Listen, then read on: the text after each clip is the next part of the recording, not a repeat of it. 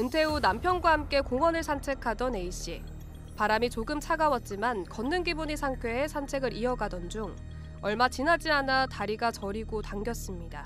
잠시 쉬면 괜찮아지는 듯 했으나 다시 몇 걸음 옮기면 통증이 반복됐는데요. 연이어 나타나는 불편감에 걱정이 된 A씨는 병원에서 여러 검사를 통해 척추관 협착증을 진단받았습니다. 척추관 협착증은 척추 안쪽의 신경이 지나가는 통로가 좁아져서 신경이 압박되는 질환입니다. 디스크의 퇴행, 인대 비우, 관절의 비대 등으로 척추관이 좁아지면 신경이 눌려 허리 통증, 다리 저림, 당김, 근력 약화 같은 증상이 생깁니다. 특히 50세 이후 중장년층에서 흔하며 대표적인 퇴행성 척추 질환 중 하나입니다. 척추관 협착증은 다리 혈관 질환, 당뇨성 신경병증, 고관절 질환 등과 증상이 비슷할 수 있습니다. 특히 다리 저림이라는 공통된 표현 때문에 혼동되기 쉬운데요. 하지만 협착증은 허리를 숙이면 통증이 완화되는 특징이 있습니다. 반면 혈관 질환은 쉬어도 증상이 남고 맥박이 약한 경우가 많습니다. 허리 디스크는 급성으로 디스크가 손상되면서 급성 요통 및 방사통을 유발하는 질환입니다. 반면에 협착증은 오랜 시간 동안 천천히 척추관이 좁아지면서 발생하는 만성 퇴행성 질환입니다. 디스크의 경우 나이와 상관없이 전 연령층에서 호발하지만 협착증은 중장년층 이상에서 발생하는 퇴행성 질환입니다. 디스크는 주로 숙이면 증상이 심해지지만 협착증의 경우 숙여야 증상이 좋아지는 게 가장 큰 차이점입니다. 걷거나 서 있을 때 허리가 뒤로 젖혀지면 척추관이 더 좁아지면서 신경이 눌립니다. 이때 혈류 공급이 줄어 신경이 산소 부족 상태가 되어 통증과 저림이 생기는데요. 반면 허리를 굽히면 신경 통로가 넓어져 일시적으로 증상이 완화됩니다. 이런 현상을 신경인성 파행이라고 합니다. 가장 큰 원인은 노화 퇴행성 변화입니다. 나이가 들면 디스크가 납작해지고 척추 후방의 인대가 두꺼워지며 후관절이 비대해져 신경이 지나가는 통로가 좁아집니다. 이외에도 외상, 선천적 척추관 협소, 수술 후 유착, 비만으로 인한 체중 부담 등 여러 가지 요인이 복합적으로 작용할 수 있습니다. 즉, 한 가지 요인보다 여러 구조물의 변화가 동시에 진행되면서 통로가 점점 좁아지는 것이죠. 다리 근력 저하나 감각 소실, 대소변 장애가 나타나면 심한 신경 손상을 의미합니다. 이런 경우 마미증후군으로 발전할 수 있어 신속한 수술적 치료가 필요한데요. 치료가 늦어지면 신경 손상이 영구적으로 남아 회복이 어렵습니다. 따라서 단순 통증을 넘어서 다리 힘이 약해지거나 감각이 둔해지면 즉시 병원을 방문해야 합니다. 대표적인 증상은 신경성 간헐적 파행이라고 부르는 보행시 다리 저림과 당김 증상입니다. 잠깐 걸으면 다리가 저리고 터질 듯 당기지만 잠시 앉거나 허리를 굽히면 신경 공간이 넓어지면서 증상이 완화됩니다. 이 밖에도 허리 통증, 엉치 부근 통증, 다리 감각 저하, 근력 약화, 심한 경우에는 배뇨 배변 장애가 발생할 수 있습니다. 특징적인 점은 허리를 펴면 증상이 심해지고 구부리면 완화된다는 것입니다. 따라서 자전거 타기, 등산은 괜찮지만 오래 서 있거나 평지를 걷는 것은 힘든 경우가 많습니다. 척추관 협착증 진단의 기본은 환자의 증상과 신경학적 진찰입니다. 이후 단순 엑스레이로 척추 정렬과 퇴행성 변화를 확인하고 확진을 위해 MRI 검사를 시행하는데요. MRI는 척추관의 실제 넓이와 신경 압박 정도를 정확히 보여줍니다.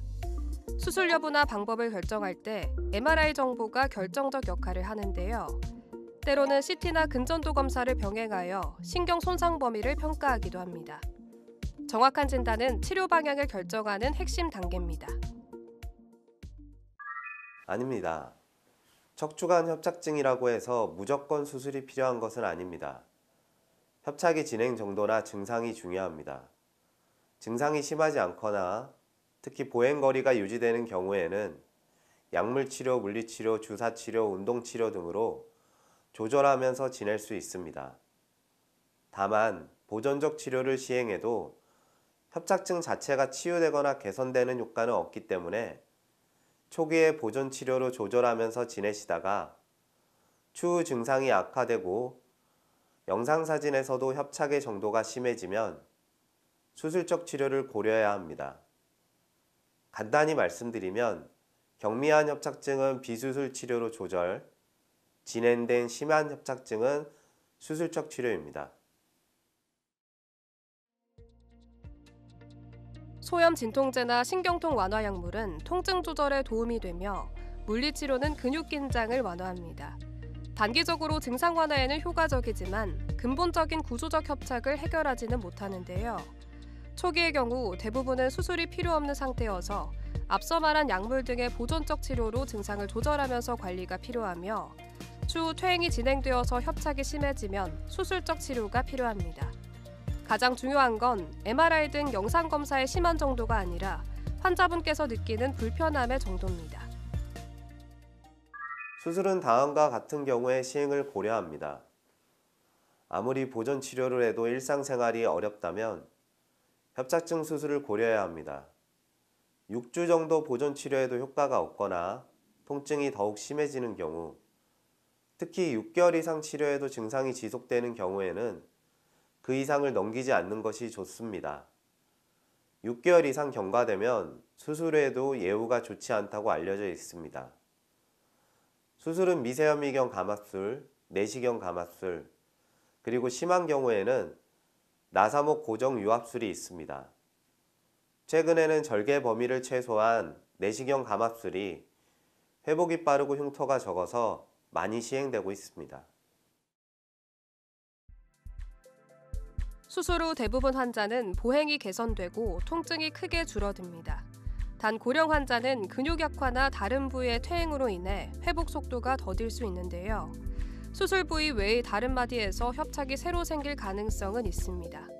따라서 수술 후에도 꾸준한 재활과 운동이 필요합니다. 특히 척추를 세밀하게 지탱하는 다혈근, 복압을 유지해주는 복행근, 그리고 골반을 안정시키는 둔근을 강화해야 합니다. 수술 직후에는 가벼운 스트레칭과 걷기 운동부터 시작하고 이후에는 수영이나 고양이 자세, 골반 기울이기 운동 등으로 넘어갑니다. 허리를 과도하게 젖히는 동작이나 무거운 중량 운동은 피하고 바른 자세를 습관화하는 것이 중요합니다. 여기서 잠깐! 잘못된 의학 상식을 바로잡아 건강도 지키고 상식도 키우는 Yes or No. 척추관 협착증은 나쁜 자세로 오래 앉아 있으며 생긴다는데 사실인가요? 아닙니다. 나쁜 자세가 직접적인 원인은 아닙니다. 다만 잘못된 자세가 오래 지속되면 척추 주변 인대와 근육에 부담을 주어 퇴행을 앞당길 수 있습니다. 즉, 자세가 원인은 아니지만 협착증을 악화시키는 촉진 요인이 될 수 있습니다. 따라서 장시간 앉아 있을 때는 중간중간에 일어나 허리를 풀어주는 것이 중요합니다. 잘못된 의학 상식 깨치기 Yes or No 두 번째.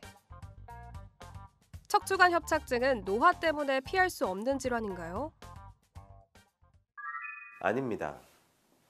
나이는 막을 수 없지만 근육 강화, 스트레칭, 올바른 자세, 체중 관리를 통해 협착증의 진행을 늦추거나 예방할 수 있습니다. 특히 복부 등 근육을 강화하면 신경 압박을 줄여 통증이 덜하고 척추가 안정되어 협착 진행 속도가 느려집니다. 즉, 노화는 불가피하지만 협착증은 예방 가능한 질환입니다. 무거운 물건을 들 때는 무릎을 굽히고 허리를 세운 채 들어야 합니다. 장시간 앉아있을 때는 등받이를 이용해 허리 곡선을 유지해야 합니다.